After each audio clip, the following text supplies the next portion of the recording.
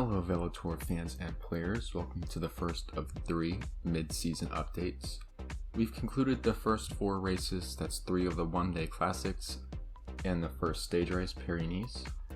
So we'll give a quick update on the leaderboard, a few notes and comments on each team, including some inputs from the managers themselves, and of course what to look forward to in the upcoming races. So first, let's take a look at the leaderboard. We'll start from the top and go down towards the bottom. La Vie Claire, that's Dzak's team, they are in first place with 2743 points, having an excellent season. Second is Spencer's Bianchi Campagnolo with 2390. Then Fiat with 2159, they're up in third place. Zulu Kingdom in fourth with 2103, just behind them.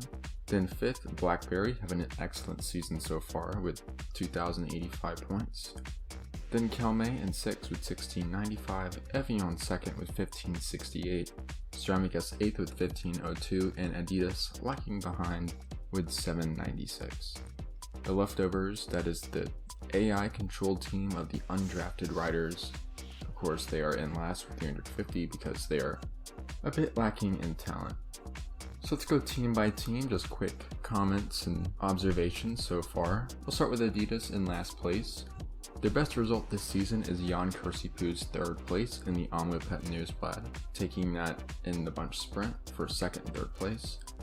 They have not won any races, they were pretty invisible in Paris-Nice.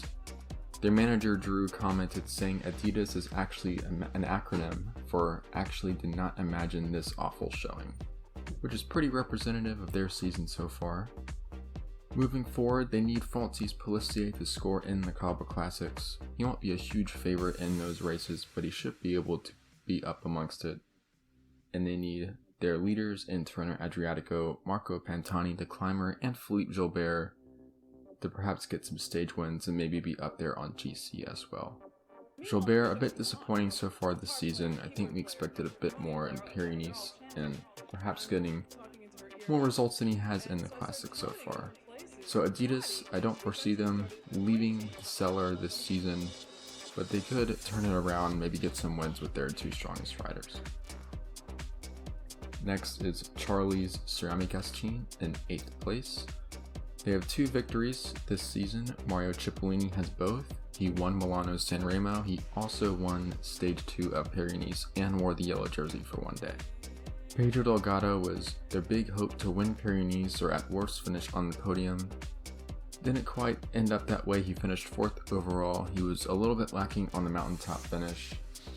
And the Cobble Classics coming up are a huge team weakness, and I expect them to do very little in those races.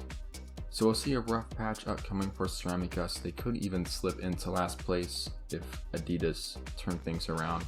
But they could be on the upswing again in Tirreno-Adriatico. They are sending their 5 strongest riders to those races, including their 2 top climbers, Pedro Delgado and Andrew Hampston, and they'll have their 2 top sprinters, Mario Cipollini and Dmitry Tonychev. This team is geared towards the sprints and the stage races, so as the season goes on, they should be able to shine a bit more. In 7th place, we have Evian. This is Charles's team, one of the big preseason favorites based on their overall team strength. Bit disappointing so far, but Andy Schleck has been great for them. He has both of their victories. He took back-to-back stage wins in Paris-Nice on stages 6 and 7. He also finished 2nd overall in that race, just 7 seconds behind the winner, Bjarne Riis. This team, which appeared to be really strong in the classics on paper, have been underwhelming so far, largely due to their inability to sprint to get good results in large groups at the end of the race. So Marc Madio and Gilbert Duclos-Lassalle great on the cobbles, but not great at finishing off those races. The 2 big classics upcoming for them, the Ronde van Vlaanderen and Paris-Roubaix, very well suited for Madio and Duclos-Lassalle. They will need to score big in those races and try and do a lot of damage. But then in Tirreno-Adriatico, one of their secondary leaders, Choman Peruena, makes his debut and should be a good candidate to at least get some stage wins. In 6th place, we have Kelme. They have 2 victories this season, both from Bjarne Riis. He won the stage 4 individual time trial in Paris-Nice, and he also won that race overall, and had some second and third place stage results along the way, so very consistent in that race and a worthy winner overall. Team showing their stage race prowess in Paris-Nice, Vyacheslav Ekimov and Rudy Altig, very impressive in their support roles of Rees, Altig himself finishing in the top 10 overall. Manager, the Almond, expecting a bit more from Altig in the classics. He hasn't really broken through for a big result yet, been a little bit quiet in those races. I think the Ronde van Vlaanderen upcoming is a really big chance for him, and he might be able to win that race, depending on how things shake out. Looking ahead to Tirreno-Adriatico, we'll see Frank Schleck, their other climber, make their debut, and Rudy Altig will be there as well, and both could do quite well in that race. Seems well suited for each of them. In 5th place, we have Blackberry, who are one of the big surprises this season. They have 2 victories so far, one from Julien Alaphilippe, who won stage 8 of Paris-Nice, and then the team won the team classification in that race as well, so that counts as a victory for the team. They've really ridden above themselves overall this season. Sylvain Chavanel getting 2nd in Strada Bianca after being in the early breakaway, and Tommy Prem, a real revelation in Paris-Nice, finishing 3rd overall in that race and getting 3rd on the big mountain stage. The question is obviously, can they sustain this success? They are overachieving at the moment, but they are looking quite strong, and I foresee them exceeding and surpassing their preseason expectations. Many thought that Miles could get last for a 3rd straight season. Does not appear to be the case this time. They look a lot better than Adidas at the very least, so good start for Blackberry. In 4th place, we have Will's Zulu Kingdom. They have 1 victory so far. That is Jamaluddin Abdujaparov winning stage 5 of Paris-Nice. Team is performing about to expectations. We expected them to be around average, maybe a little above average. Their manager, he's ruining the missed opportunities in the sprint so far for Abdujaparov and wants a bit more consistency. The lead-out terrain is likely the strongest in the entire peloton, just being a little too early or too late of launching for the final sprint for Abdu. So perhaps could have had more than just the 1 victory so far for Jamaluddin Abdujaparov, but they'll get some more chances in Tirreno-Adriatico because Abdu will be in that race. Their 2nd sprinter and top lead-out man, Tor Hushovd, is having a wonderful season so far. He's gotten some great results for himself in the one-day classics, and obviously a very strong support rider for Abdu. So he's been a real bright spot for the team. Another rider, we were questioning his draft status being picked in the 2nd round, but he's lived up to it so far. And Martin Emilio Rodriguez, a mid-round pick, he won the King of the Mountains jersey in Paris-Nice, and he had that epic breakaway on stage 8. He led by himself over 4 climbs and was only caught inside the last kilometer to end up with 2nd place. So one of the rides of the season so far. And then looking forward to the cobbled races, Eddie Plancart should be the team leader. He's an excellent sprinter and strong enough on the cobbles to hang with the big favorites right to the end. I think he'll be one of the big favorites to win Paris-Roubaix. That race often comes down to a sprint between 2 to 6 riders, and Plancart surely would be the man to beat in that situation. Moving into the top 3, we have Fiat, the team of Gus. Another team higher up on the leaderboard than some might have expected in the preseason, but this team is geared towards the sprints and the classics, so it does make sense at this point. Their 1 victory is from their leader Jan Roos, who had that excellent solo attack in the Hamlet-Hunsblad, winning that race. Team looking strong overall in the classics. Urs Feuler, their sprinter, was 2nd in Milano-San Remo, and Jan Roos, of course, has been very productive. And their 2nd classics rider, Hincapie, doing a lot of attacking, being very aggressive, and setting things up for Jan Roos. So a lot of synergy there between Roos and Hincapie. They're riding well together.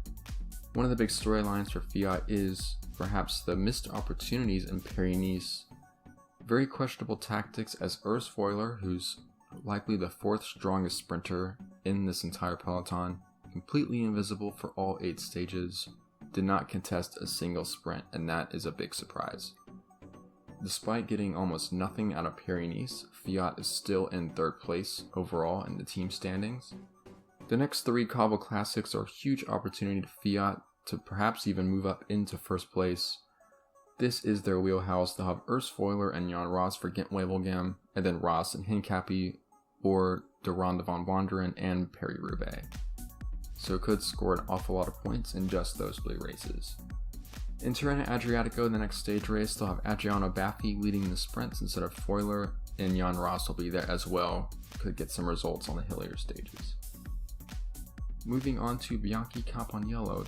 In second place, having an excellent season. They have 1 victory so far of Gianluca Bortolami, their big classics rider. Team completely dominated Strada Bianca. They had 1st, 5th, and 6th place in that race, scoring an awful lot of points. That's launched them right up the leaderboard. Bortolami has been one of the riders of the season so far. He finished in the top 10 of the first 3 classics.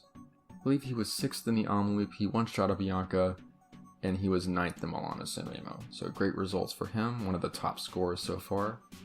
Kuiper very steady in Paris-Nice to finish 6th overall. So they do have another stage race option besides Stan Åkers. Kuiper proving his worth in that regard.